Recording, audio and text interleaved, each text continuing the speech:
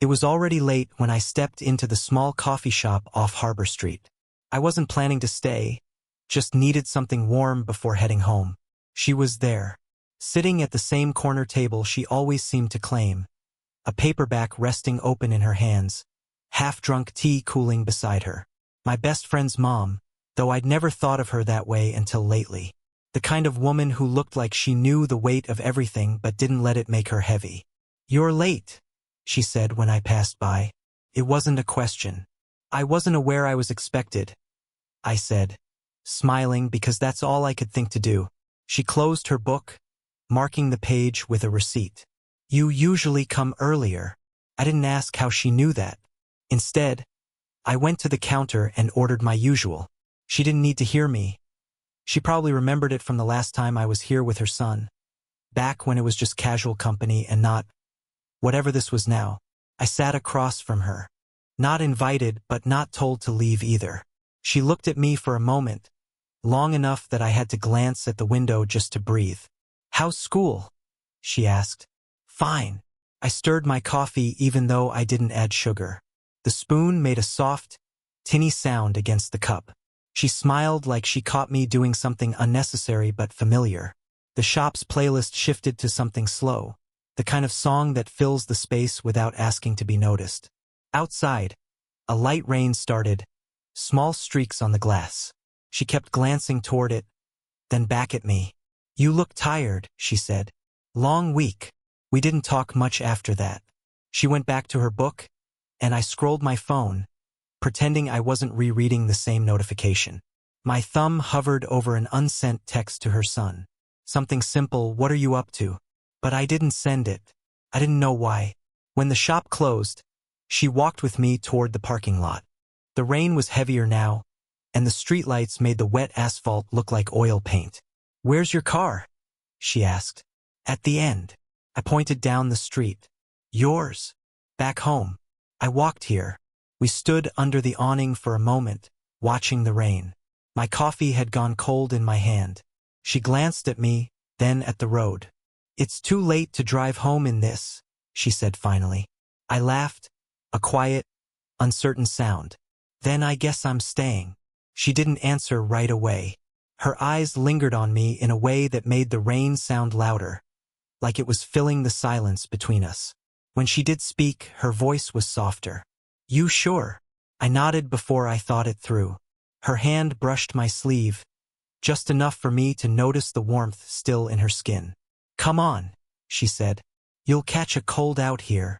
We walked toward her place, familiar from years ago, when I'd visited with her son. Only this time the air felt different. He wasn't here. At her door, she hesitated before unlocking it. I caught her watching me again, like she was deciding something.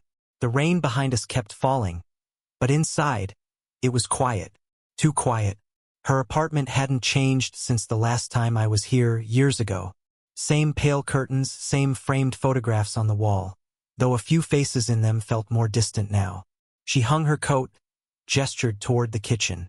"Tea? Or coffee, if you're planning to be stubborn." "Tea's fine," I said. While she filled the kettle, I leaned on the doorway.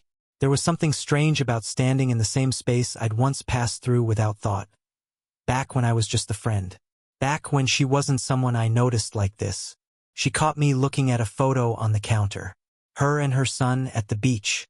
He couldn't have been older than 15. That was the summer before, well.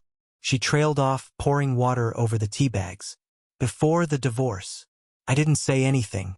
She handed me a cup, and for a moment our fingers touched. Light, accidental, but it lingered. We sat at her small kitchen table, the sound of rain softening against the window. She sipped her tea and looked at me in that way she had, like she was trying to place me in a memory. "Do you ever feel," she said slowly, "like you're somewhere you're not supposed to be, but you don't want to leave?" The question hung there, almost rhetorical. I thought about my car parked in the rain, the message I still hadn't sent to her son. "Yeah," I said. She smiled at that, but it was faint, almost guilty. "I guess I should be better at boundaries." I didn't know if she meant with me or in general. The clock in the living room ticked loudly for a few beats. I let my eyes drift to her hands, the way she curled them around the mug, like she was holding on to warmth. I remember, she said after a while. When you used to come here with him, you'd never sit still, always tapping your foot, bouncing your knee. Now you're quieter. I guess I've grown up, I said. Her gaze softened. Maybe. Or maybe you've just learned how to hide it. We didn't speak for a while after that. The tea cooled. I could hear the rain slowing outside, the kettle ticking as it cooled on the stove. She stood, rinsing her cup. I joined her, taking mine to the sink. She reached for the sponge, but I was closer and I took it first. Our hands touched again. Not the quick, passing kind this time. We both hesitated before letting go. When she finally stepped back, there was a look in her eyes I didn't want to name. I don't know why that moment stayed with me. Maybe because it felt like someone finally saw me. The rain had stopped by the time we finished cleaning up. The apartment felt warmer, but maybe that was just me. She walked into the living room, tucking a loose strand of hair behind her ear. I stayed in the kitchen doorway, not sure if I was supposed to follow. You can take the couch, she said, glancing at it like she was already picturing me there. I nodded. Thanks. But neither of us moved. Her eyes lingered, then she looked away quickly, picking up a throw blanket and smoothing it over the cushions. Her hands stayed on the fabric longer than necessary, pressing out wrinkles that weren't there. You should sleep, she said. I took a step forward. I'm not that tired. Something in her posture shifted, a stiffness. She kept her back to me. You're here because it's late. That's all, she said, almost like she was reminding herself. The words were soft, but they felt like a wall. I wanted to ask what she meant. I wanted to ask if she'd been thinking the same things I had. But before I could, there was a knock at the door. Sharp. Quick. She froze. Who? I stepped back as she opened it. It was Mrs. Kwan from next door, older, with sharp eyes that missed nothing. She held a container of soup, talking too quickly about leftovers and the rain and how nice it is you've got company tonight. Her gaze flicked between us. I could feel heat rise in my face. After she left, the silence was heavier. She closed the door slowly, leaning on it for a second before turning toward me. She notices everything, she said quietly. I didn't know if she meant it as a warning. We both sat on the couch, not close, not far. The TV was off. Streetlight leaked through the curtains, catching the edges of her hair. I don't want, she started, then stopped. Don't want what? Her lips parted, but no words came. She looked at me like she was searching for an answer in my face. I shifted toward her without thinking. She didn't move away. Her hand rested on the blanket between us, and mine almost covered it. A breath, her eyes on mine. Then she stood abruptly. You should get some rest. Her voice was steady, but her hands fidgeted with the hem of her sweater. I lay down on the couch, but I didn't close my eyes. I could hear her moving in the kitchen, the clink of a mug, the soft hum under her breath. When she passed by again, she glanced down at me, the kind of glance that says everything and nothing. Felt like we had stepped to the edge of something, and then both looked away. The morning was bright, but the air between us wasn't. She'd made coffee, poured it into a thermos, and asked if I wanted to walk with her to the store. We didn't speak much on the way, just the sound of our steps on the damp pavement. She kept her hands in her coat pockets, shoulders slightly hunched even though the sun was out. At the crosswalk, I caught her looking toward the bus stop across the street. A man was there, waving when he saw her. Mid-40s, maybe older. She lifted a hand in return, small smile. You know him? I asked, trying to sound casual. From the neighborhood, she said. That should have been the end of it. But my chest felt tight, and I didn't know why. We sat on a bench outside the store while she checked her list.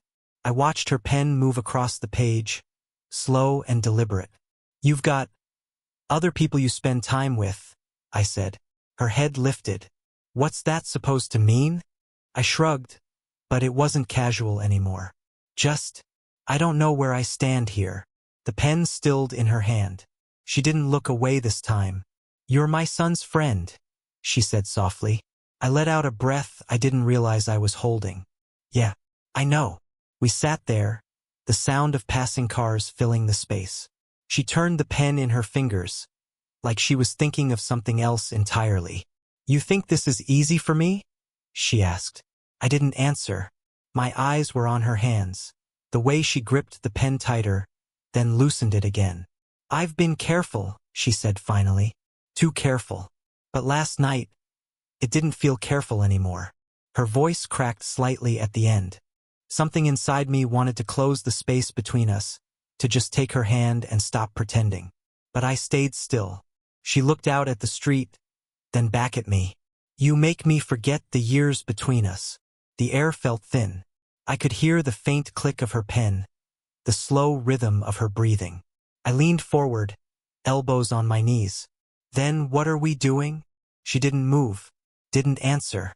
I could see the thought in her eyes, like she was weighing what would happen if she told the truth. Her hand shifted toward mine, barely, like a leaf caught in the edge of a breeze. A car horn blared in the distance, snapping her attention away. She pulled her coat tighter. We should get going, she said, standing before I could. I stayed on the bench a second longer, watching her walk ahead. And I wondered, if she'd stayed sitting just one more minute, would she have answered me? For 3 days I didn't see her. Not at the coffee shop. Not in the hallway. Not even through her kitchen window, where I sometimes caught her making tea in the evenings. At first I thought maybe she was busy. Then I started noticing the quiet, the kind of quiet that's not just absence but avoidance. On the 4th day, I ran into her son. Hey, you been around my mom's place? He asked, unlocking his bike. She's been staying with my aunt since, you know? I didn't know. He shrugged. My dad's back in town for some paperwork. Guess it's weird for her. We talked a little more, but I wasn't really listening. The idea of her ex-husband in the picture, even temporarily, made my stomach feel off. That night, I walked past her apartment twice. The lights were off both times. The next morning, I skipped the coffee shop entirely. If she was there, I wasn't ready to see her. If she wasn't, I didn't want to confirm it. By the end of the week, the tension inside me was more exhaustion than anything else.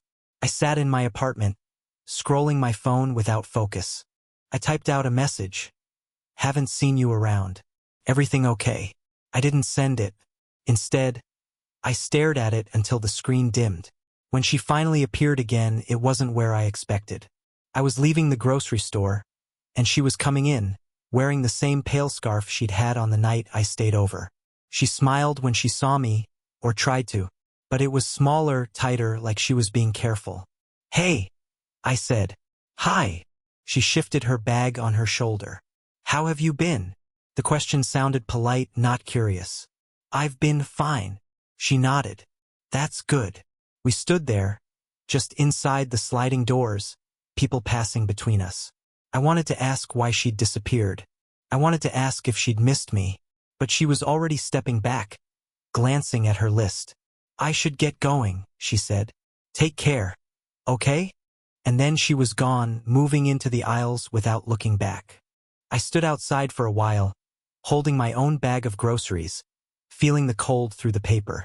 I didn't feel heartbroken. I felt paused, like life forgot to finish the sentence. It was late when I knocked. Not late enough to be an emergency, but late enough that she'd know I'd been thinking about it all day. She opened the door in a cardigan, hair pulled back, mug in her hand. Surprise flickered in her face. Not annoyance, not warmth, just surprise. Hi, I said. Hi, she echoed, stepping aside. The apartment smelled faintly of chamomile. The only light came from the kitchen. I didn't think I'd see you again, I said, leaning against the counter while she set her mug down. She crossed her arms, but her shoulders dropped. I wasn't sure you'd want to. Silence. Only the hum of the fridge between us. I didn't know your ex was back, I said quietly. Her eyes closed for a second, like she'd been waiting for that. It was temporary, but it shifted things. In what way? She shook her head. It reminded me how easy it is to fall back into patterns, even the ones you swore you'd never repeat. I wanted to ask if I was part of those patterns. I wanted to ask if this, whatever this was, scared her because of him or because of me. Instead, I said, "I missed you." Her gaze snapped to mine. Not defensive, just caught. "I missed you too," she said. It was soft, almost involuntary. I stepped closer, slow enough to give her room to move away. She didn't. "This is complicated," she said, voice steady but hands fidgeting. "I know. And dangerous. For you, for me, for—" She trailed off, the word him hanging unspoken between us. "I know," I said again. She laughed, but it was short, almost sad. "Then why are you here?" I let the question sit in the air, my answer caught somewhere between my chest and my throat. "Because," I said finally, "I'd rather risk this than keep pretending I don't care." Her eyes softened, but her jaw stayed tense. We stood there for what felt like a long time, no movement, just breathing in the same space, both waiting for the other to break the stillness. And then she reached out, her hand resting lightly on my arm, not pulling me closer, not pushing me away, just there. "Okay," she said. It was the smallest word, but it carried everything. The strange how things settle without you noticing. Weeks later, it wasn't a question of if I'd see her, just where. Sometimes it was the coffee shop at 8:47 a.m., her tea already half finished, a small smile waiting when I walked in. Sometimes it was her knocking on my door with leftover soup, pretending she'd made too much. We didn't talk about that night in the kitchen. Not directly, but the distance that had been there before, the hesitations, the pauses that felt like closed doors, wasn't there anymore. On Tuesdays, we walked to the store together. On Thursdays, she'd call to say she was boiling water, and I'd know it meant to bring the coffee. Small things, quiet things. One morning, we ended up back on the bench outside the store, the same one where I'd asked, "What are we doing?" She was unwrapping a loaf of bread she'd bought, tearing off the heel and handing it to me like it was just a reflex. "Remember the rain?" she asked. "Which time?" "The first night. When you stayed." I smiled. "Yeah." She leaned back against the bench, the sun catching in her hair. "I didn't sleep much that night. Kept thinking about whether I'd made a mistake. And now," her eyes flicked to mine, "now I'm glad I didn't ask you to leave. I didn't say anything, didn't need to. It wasn't perfect." Sometimes her son called unexpectedly, and she'd step into the other room to take it. Sometimes I'd leave without saying goodbye because the timing felt wrong. But the thread between us stayed. One evening, I was rinsing mugs in her kitchen while she dried them. She reached past me for the towel, her hand brushing mine. It was nothing, but it was also everything. That was how it worked now. No declarations. No grand, cinematic moments. Just the small, steady proof that she wanted me here. As I left that night, she handed me a thermos, her tea not mine, and said, "For the walk home." It was warm in my hand the whole way back. I think about that first night sometimes. The rain, the awkward coffee, the silence in her living room. And I realize now, it wasn't the moment I stayed that mattered. It was all the mornings after, the cups of tea, the bread on the bench. Things that no one else would remember. Things that only we would understand.